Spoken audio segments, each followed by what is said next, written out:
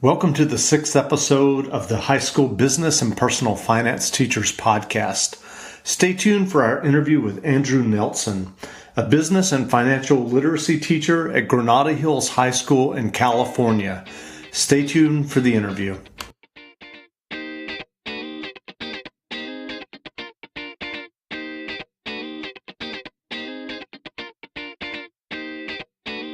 Virtual business simulations are the leading cloud-based educational simulations for teaching business, personal finance, and marketing at the high school level.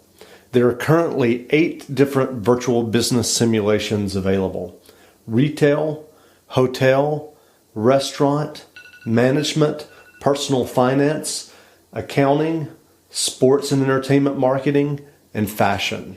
Virtual business simulations are used in 1/3 of the high schools in the U.S. You can learn more about virtual business simulations at www.knowledgematters.com.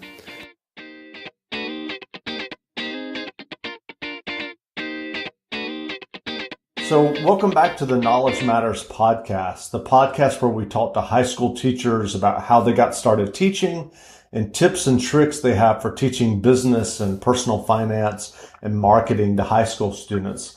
I want to welcome our latest guest, Andrew Nelson, who teaches business and financial literacy at Granada Hills High School in California. Welcome, Andrew. Hello. So can you tell us what classes do you currently teach? Well, I teach the career technical education classes that I teach would be directly business related. Is the business statistics class that I developed about 6 or 7 years ago. That's a melding of the typical statistics curriculum that you would have in a high school course, and then melded with all of the CT curriculum standards of for a business pathway with a capstone in finance and statistical analysis. And so kind of blending what the practical side of statistics, which was the big disconnect that I found when I got into teaching, was that it's not so much how we're teaching it. We talk a lot about that, but it's really much more about what we teach is off base and creates some of the big inefficiencies in education. And how did you first get interested in teaching, and how did you start your teaching career? Well, it was basically my wife and I both had career paths that were going well, but we could never travel. And with the kids, we were our own bosses, so we never missed things at the kids' school, but we couldn't be out of town. This was kind of going back before cell phones were quite so prevalent, and certainly you didn't have the ability of digital documents jumping around, and we were both kind of in paper-oriented field. So we got into a position where we could retire in our 40s, but we were too young to really know what we wanted to do with our lives. I did anyway. She kind of knew she wanted to go into teaching, and so she kind of phased into teaching while I kind of helped wind things down on the business front. And then I took a year off, saw her having a lot of fun with the kids, and something that when I was a lot younger would have thought I would never end up in teaching. Gave it a try, and it was immediately, just the first few days, I was back. Then it was right before the big recession, so I was able to get a position because I could teach math, which was a real shortage of teachers. I jumped in and I kind of just dove into the teaching thing and loved it.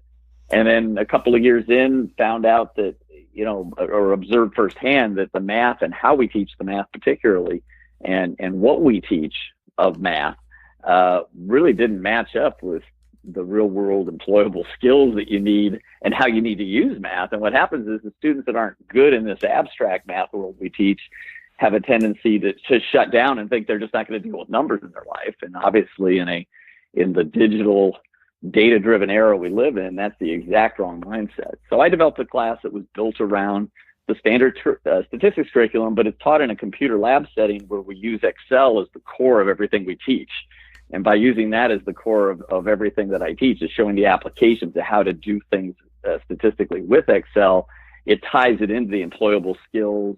My students get certified as Microsoft Office specialists in Excel as part of the class, just built into through our Perkins funding. We can pay for all the students to take to waive the exam fee and to have a site license. And so that's kind of the core of what I developed, and then that became the core of a business program that we developed, and we brought a DECA chapter into service as Career Technical Service Organization a few years back, and that kind of blew up and threw gasoline on the fire. And that's kind of been the progression. I'm CT department chair, so I'm also responsible for a lot of diversity of CTE offerings. Besides doing the business pathway, I also have a responsibility for an automotive repair pathway, a culinary arts pathway.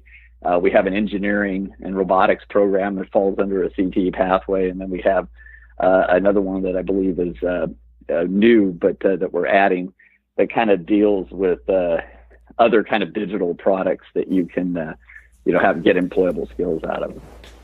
That's great. So do you also teach some math as well as the business statistics and being the CTE director yourself? Well, and that was, and that was a really core thing too. And you had to work at that to make that happen.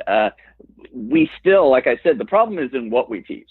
My class should be where we start, really, in terms of designing what real skills we need, and then what theory do we need to have the students understand to be able to do those functions, using Excel, which is what we use in the workplace. But to keep an equal mix and to keep the full set of standards you have to have for math, my class is a full year C math course. So students that take my class, they're not making that trade-off to take a career technical education course. It is built in and is giving them the employable skills that they needed for the reason why they needed to learn the theory in the first place. It's giving them the employable skills at the same time, not as two isolated classes that they're going to take and ultimately then they'll connect those dots. It makes much more sense. The students learn the concepts much better when it's in real world context. And so, you got it from the design of the course has to blend both of them, and they blend beautifully. And you don't have to sacrifice one. And that's why you can get a full year C math course as if you just took math analysis trig. My class is generally, listed as an alternative to that. So it's even a relatively high level fourth year math class, but it's a very different focus when you look at applications as opposed to, say, a math analysis trig class, which is all theory, all abstract, and all just leading ultimately to go to calculus, which is a subject that's great for engineers, but most students don't need it, and yet the system, because the college is biased for it, tends to push everybody in that direction. Right. And that's something we have to fix. We waste a lot of money in education dollars on teaching math that the students don't need, to be frank. Right. So what's a typical school day for you, or are they typical? Well, I think that your day gets less typical as you move along in your career. If you're new in teaching, as when I was, you don't have as much variety. But I definitely think that, a differentiation model, a model where you're trying to connect with the students on where they are, not making them start where you arbitrarily want to draw a line. I think that makes it a class that has to have a lot of things going on. When you get that's one of the things I love about CTE.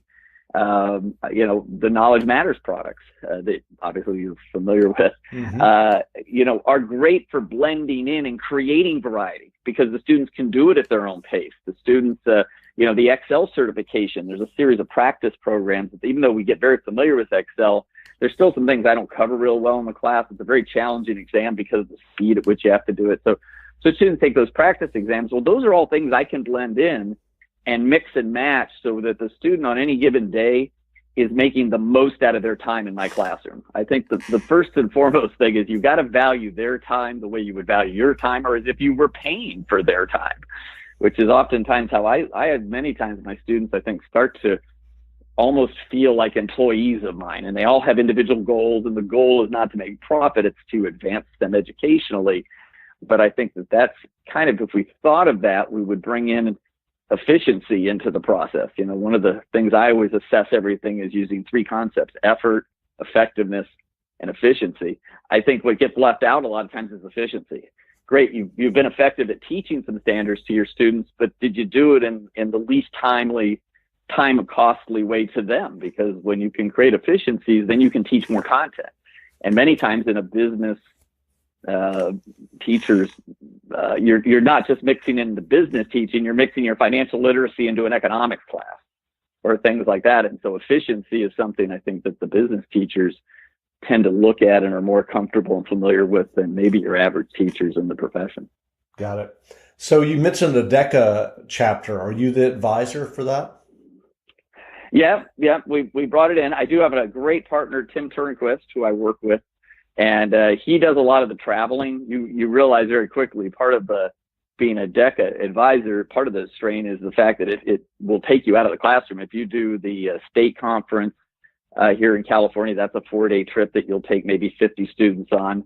And then you'll have another international usually we always qualify. We've got to that level of a chapter where we're sending somebody to the international competition, which is somewhere around the country. It involves flights and 5 days away from school and such.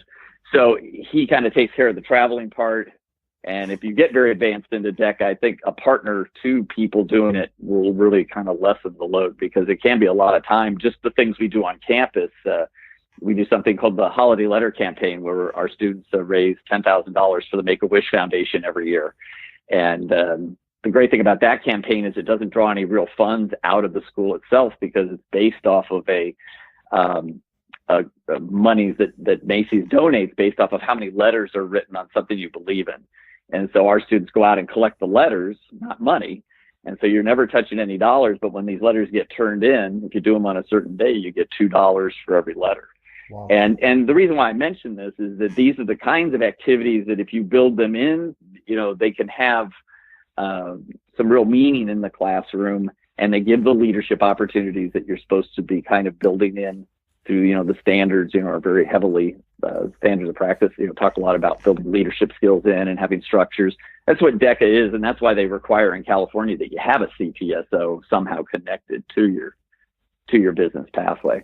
Right. But I would highly recommend DECA. There's other ones also. There's I'm on the DECA board, but to be fully disclosed, there's Future Business Leaders of America in the business realm, and then they have them in 4-H if you're in an agricultural area and teaching in there. There's connections. I would really encourage teachers that are getting into this to reach out to these organizations and kind of learn about all of them. Even though you're going to pick a fraction of them to do, but the more you're versed on what's going on, the more you won't overlook things that could have some real value. Sure. And just as a note, Knowledge Matters partners with all of the major CTSOs, so not just DECA. But I was just curious, what has been the response to the students? You said you brought DECA in. What has been their response?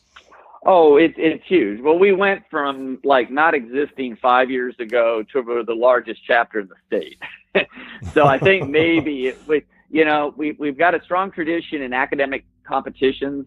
We've always kind of been into the academic team thing. They're very into academic decathlon, and our speech and debate team has always been around for a long, long time. We've had a very good robotics team for a long, long time.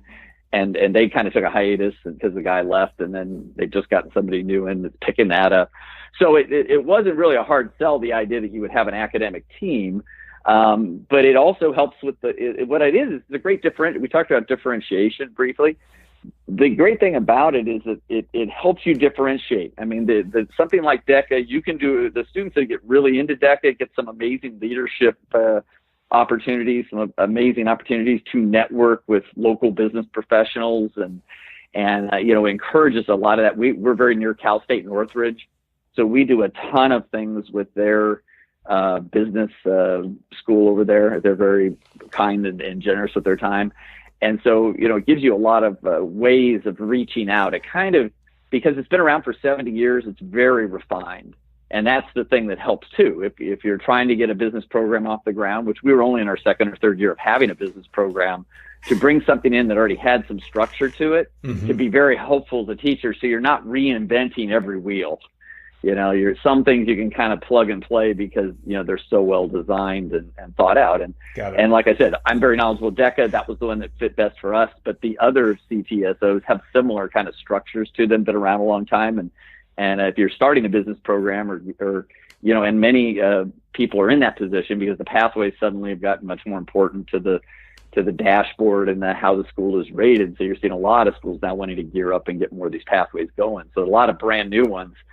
One of the great ways, if you want to get one going easily and with less difficulty, is to get yourself a good, a CTSO that makes sense for your school and makes sense for the for the program that you're directing. Got it. So it will help you organize. How do you market your business statistics class to incoming students, or do you? Well, you do. Yeah, I think business promotion is absolutely a part of a CTE because, our school is very supportive of CTE. That's not true everywhere. You hear a lot of stories when you get involved in the DECA program or through other things that I do through SIFMA Foundation, that kind of thing. You get opportunities to talk to teachers around the country and the challenges that they have. I think that so sometimes it's more important in some places than in others. But there is a competition, especially with the school is very dynamic like ours. It's always bringing in new classes. You have to keep making the point and keep adding value. What it really is, again, if it ties all back, if you respect the student's time as being valuable, and you're an okay teacher, if you're just focused in the right direction, you're going to have so much value, so many reasons to take that class. Then you just need to get the word out. Then it can be a matter of flyers. I always make sure that I have a relatively nice, concise flyer that lays out all the reasons what you would get from taking the class. And I make sure the counselors have that. We're a very big school of 4,500 students. So you have to think of a little bit, there might be a dozen counselors. So if you're at a school with one or two counselors, then just probably verbally communicating with them and connecting with them so they know about your class and what the strengths of your class are. The other advantage of that is then you get the right students in your class. So it's not just a matter of promotion to get the body count so they'll let you teach the classes. It's also a matter of you getting the efficiency comes back into play. It's not just getting the bodies, it's getting the right bodies. And my business statistics class has always been way over subscribed. Like I've had years where literally I could teach 160, 70 students given the size of my room and 5 periods a day. They've had 300 or more sign up for, multiple years sometimes. Wow. So, but getting the right group, getting the ones that'll get the most out of that, of the 160 out of the 300 is still a reason to, even though you have plenty of body count, it's still a reason to get the word out and share. And that's why I have the Excel certification piece. God, that's an amazing piece that students actually get a professional certification from just being in the class. And so anytime you can tie in things that certifications, professional certifications are something I would highly recommend looking into as well, is because they add that extra element of value. Sure. Especially if you can do them in a way that they already fit seamlessly in how the employable skills should be employed. A lot of times then you're also gives you an avenue for redirecting the content in a more practical employable skills direction. But we started really with what could be some very generic content that didn't have a lot of applications attached to it. But it's the vehicle by which you kind of sometimes through the certification and whatever program you're certifying on or everything gives you an avenue to make the class more practical and take what could be abstract content that would have a low retention and put it into something that's actually in usable skills and ties into financial literacy as well. That's the other avenue when what you're teaching in Excel. I have a heavy emphasis on the financial functions, which is where I try to tie in the financial literacy side. Right. So I'm curious, do you have any classroom or curriculum tips or tricks that you would care to share for other business or CTE teachers who might be listening?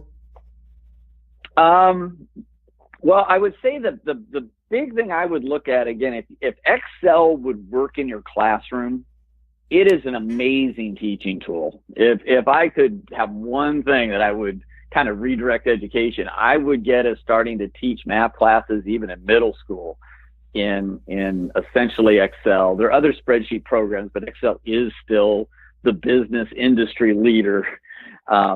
And so I would prefer to stick in that realm because of that practical reason.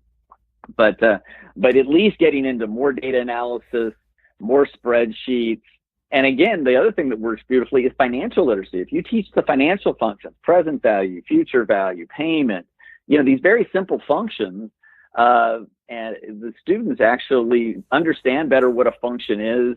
I do some analysis where I show students, we go through the calculations of what a retirement plan with a fixed benefit versus defined contribution programs, and why are companies heading to defined contribution programs. Well, when you understand, a few series of financial functions linked together as a composite function, gives you an opportunity to teach one of the harder concepts in Algebra 2, which when you teach it with the alphabet soup, nobody remembers or knows anything about. When you teach it in the context of some financial literacy and something that directly connects to something exactly, it's a current trend going on right in front of them, they understand the mathematical concept better, and now they know something about the real world that they didn't know. That's important to understand, it's because it's, again, another justification to why they need to save and save early, because they're not going to have these cradle to grave, defined benefit programs anymore. Teaching is like the last bastion of them. And even there, whether they're going to be around in 10 or 15 years, is questionable in some states. So how do you use the virtual business simulations with your students? Well, it's just an awesome curricular element that actually is oddly in a class that I don't use it a lot directly as on the instructional piece, because we actually built it into the Introduction to Business class that we teach. And I'd say it's about half of the curriculum that we use in that course. And then we have another core online program that we use in connection with it. But it definitely it's a great differentiation piece, because we have a site license. So to get access to all of the different programs, we may not use one particular program with too many bodies, but to be able to offer that kind of different approaches to the same material, really, like what does a financial statement look like? They get that from a fashion design program, if that's more of their interest, and they can learn that concept there. Or if they're more interested in being a sports agent, or they think they want to be a sports mogul someday using your sports entertainment where they have their own stadium, students drawn to that. We get a lot that are, it's interesting. We've done a lot because we do offer all of them, and we have a lot of bodies. We have maybe about 200 students total that'll be using the program actively over the course of the year at some point. And so that those students all get a different experience, though, because they'll choose different combinations of maybe three of, I think there's about 6 or 7 programs you have. And then the accounting program I do is the one program that I do in my class, because it has a direct tie-in, and we start the year actually with it. And then the seniors, I think we're going to start trying to promote the personal financial literacy program as something, because it's a little bit longer, and that might be a wrap-up kind of that we have for our seniors. It's not even our capstone course anymore. It's just kind of an extra course they get to take in their senior year so they can keep doing DECA and that type of thing. But the reason why I mention all those things is you can see that we really are using your set of classes as a way of tying together 3 years of our business program. So it's a wonderful integrating piece. Like one of the things that the students, where they do use the program and are encouraged to do it in my business statistics class, is that's their second year business class. Not to get too much into the details, but the first year introduction class, they'll use the series of lessons that Knowledge Matters has in maybe about 3 or 4 of these different programs, but usually about 4. And then so they do each lesson, the reading, the reading test, and the math quiz, and then working through the sim. And it takes quite a while to get through those. But then when they come to me, they have like a favorite one. They have one that they connected more with. They had a chance to look at 4 of them. So part of my class is not a huge part of the class. It's mostly like kind of outside work, because I don't get a lot of homework in my class. So I use that time to, again, that half an hour is better spent of them going through and learning your program at a different level. And I will let them, like, maybe once a week do some collaboration for half an hour, going, back and forth of, hey, well, I do this with the program. What do you do? And what it starts to sound like is it sounds like little trade groups. They don't sound like students anymore. They start to sound like I remember when I ran a business, and you'd get together with other escrow owners and such, and they would all kind of, share little ideas of who they were using for messenger service, and, what they were doing with them, trying to find employees and that kind of thing. And they're having these kind of conversations, which is definitely at another level. So the program, again, once they've gone through the basic lessons, it's a nice introduction survey course that evolves out of it. But then the deeper level of thinking they do when they actually get harder into the sim and trying to really make a profit and being judged by how well they do that is definitely a higher level thinking skill. And is what I love about your program is it differentiates at different levels of instruction, even the same individual program. And then it ties into like what I described and what we're doing with the senior year. So it's a wonderful way if you're starting one of these pathways or one of these programs, something that's supposed to be multiple year and 1 year is supposed to connect with the next year. And then you have this series of competitions that you can be a part of connected to the program. So that's how we connected in with the DECA piece, which is great because that creates a lot of incentive for some of the students to want to take it to that next level, because then there's a competition piece that builds off of that. So now they're not just comparing themselves amongst their classmates. Now they're starting to compare themselves on state and national levels of performance and such. And it's a great way to calibrate your program. How well is your program doing if you're using that data to, do the kind of support that Perkins and other grant programs and such want you to have. So that's how I would kind of that's how we tie it together. And hopefully I've been coherent enough for people to understand how we're doing it. So do you remember how you first heard about the virtual business simulations, or was your probably school already through using DECA? them? I know. I would say it's hard to remember, chicken and egg and cart, because it was about when I started the business statistics class, and it was about a year that then I connected, because at the same time another administrator was starting the business program. And it took about a year for what I was doing on just a one class, one teacher front to kind of connect up with what they were doing. But once I kind of got in the process, it was early on. I found both DECA and you guys, and I'm sure that it was the fact that there was a relationship there and that you had these competition pieces was great. And I think that it might have been the first year we did it too. The way I think it's a brilliant thing that you do and a wonderful service you do, that you let teams compete and they get limited access to the program and that they can compete. And we had students start off that way before we had your program. So again, I would highly endorse giving, Knowledge Matters a shot, because you do through the DECA competitions and there could be other ones too besides the DECA. I'm just familiar with that you can get a taste of these programs, see how your students interact with it, how it works for them. How is it as an engagement piece? You can through there, because you guys are still doing that, right? Yep. We do because virtual we've been on a license for so long. Yeah. Yeah. So we do the virtual business challenge for DECA. As long as you're a registered DECA chapter, you can use the virtual business simulations for the challenge for free. So you don't have to be a license owner. And we also have relationships with other CTSOs as well, doing other virtual business challenges. Which are the ones, just to not to show total bias to DECA, what are the other ones that? Yeah, sure. We have FCCLA and BPA, Business Professionals of America, and FBLA. We all do virtual business challenges with all of the CTSOs. Yeah. So whichever one of them, I'll shout out it now as a teacher, whichever one of those fits you best, give the Knowledge Matters programs a shot. I'm telling you, I've looked at a lot of curriculum. I've designed my own courses. I've presented my course, my business statistics course. I've done it through the math, CTM, I believe it is, the big math organization of math teachers. I've done it at their national conferences and stuff. So I've presented a bunch of times, but I got to tell you, the best piece of curriculum, especially for something of this breadth, is the Knowledge Matters program.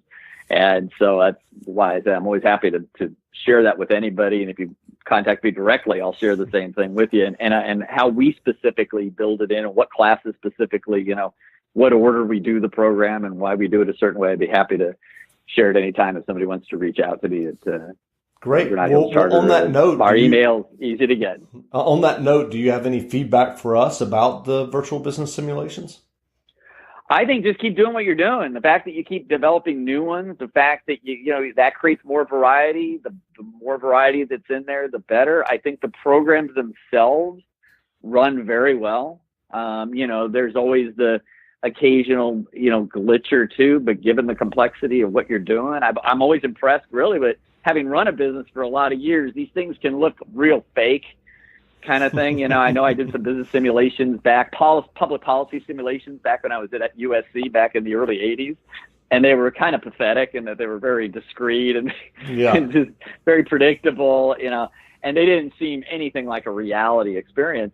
But I got to say, these things, I think they really do. And I think I love how they measure performance and knowledge. And so I got to say, I don't know enough of what you guys do and how you make the magic happen to give you direction. I would just say, keep doing it, keep developing new programs, keep in touch with all the client bases like you do with us to find out, what are those other interests. The fashion design one was awesome. That would not have been something I would have ever thought of, but it is probably our most popular one when the students get to choose. Oh, wow. It's probably the most popular one. And I think next, you're working on entrepreneurship. Is that the latest one that that's what I was about to say. Up next, if you're listening and you haven't heard, we announced it at DECA ICDC in April that our next sim that's in development, which will be released in 2019, is going to be virtual business entrepreneurship.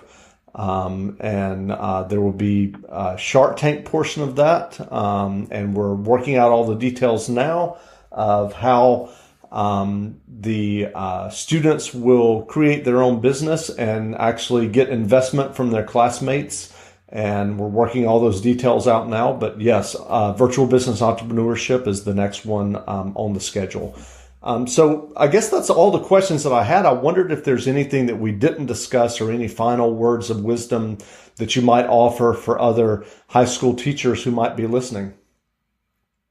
I think my biggest message is just keep focusing on what you teach. You can't rewrite the standards. You have to work around what you have, but get focused on those outside, advisory groups if you meet with those as part of your program regularly, or whatever you need to do to keep in contact outside those fences. Don't let those fences become block walls. Have them be the permeable barriers that they are. Get out there. Find out what the students need in terms of employable skills, and through creativity and what I consider to be the most fun part of teaching, bring that into the classroom. And that reality will drive your engagement and make the whole learning experience more meaningful for your students. So I wish you all luck, and thank you for giving me a few minutes to share some thoughts with you.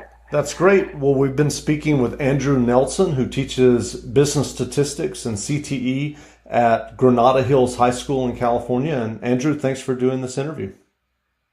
No worries. Have a great day. Great.